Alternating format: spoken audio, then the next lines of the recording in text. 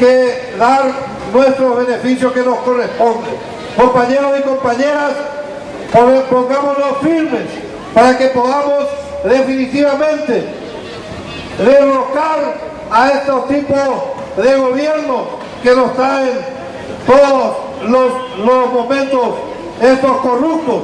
Con relación a Juan Torales, quiero decirles, compañeros, que él no fue electo por los trabajadores, por lo tanto le desconocemos como representante de los trabajadores en el Instituto de Previsión Social. Por lo tanto, compañeros, es mejor que no aparezca por acá porque no representa absolutamente a nadie.